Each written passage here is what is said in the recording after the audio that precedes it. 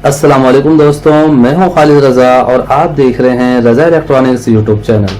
जैसा कि यहाँ पे हमारे पास दो टाइप के चेंजेबल स्विच रखे हुए हैं, तो इनमें कौन सा चेंजेबल स्विच किस मकसद के लिए इस्तेमाल किया जाता है, तो आज की इस वीडियो में हम इसी टॉपिक पे डिस्कस करेंगे। तो चलिए दोस्तों, बिना देर के काम शुरू करते हैं। मार्केट में दो तरह के चेंजेबल स्विच आमतौर पर मिलते हैं, जैसा कि ये आप देखें 102 है और दूसरा 12340।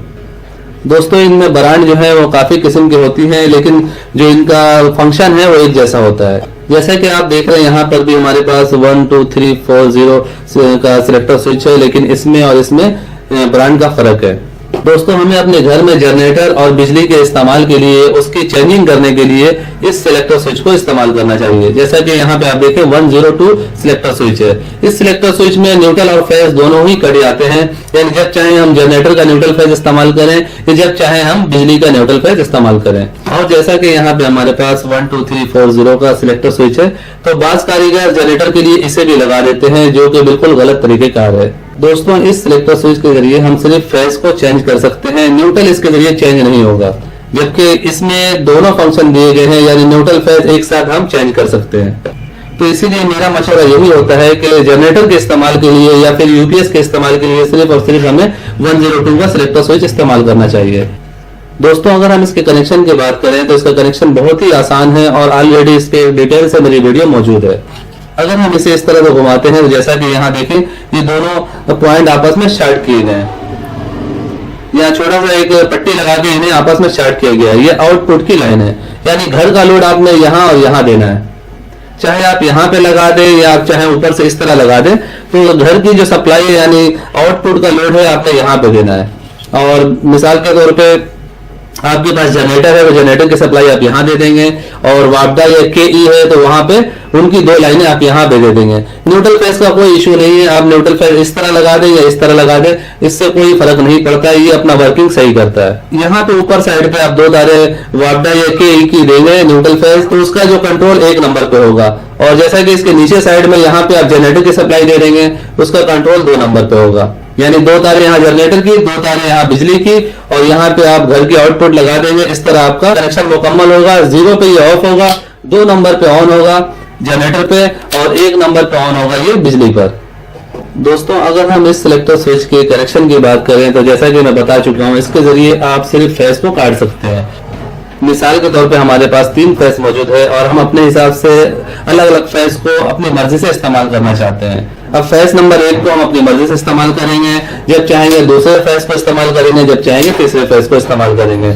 आमतौर में फेज को चेंज करने के लिए इस सिलेक्टर स्विच को इस्तेमाल किया जाता है, इसे जनरेटर पे इस्तेमाल नहीं करना चाहिए।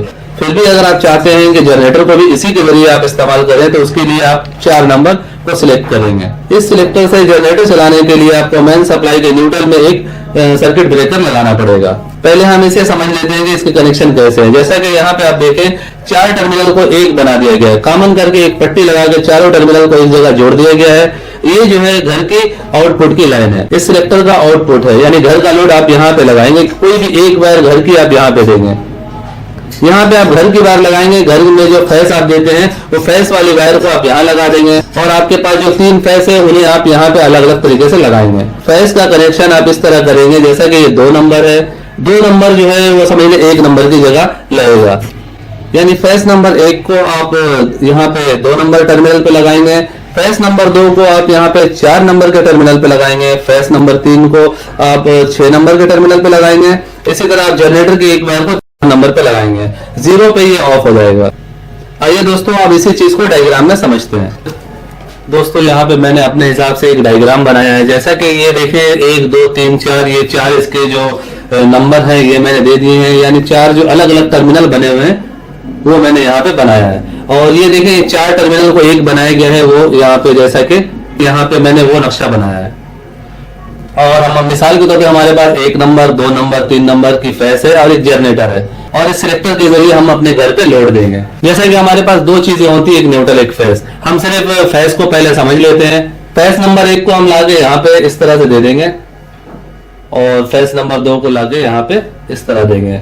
फेस नंबर 3 यहाँ पे लग गया, और जनरेटर की एक वायर आके यहाँ पे लग जाएगी।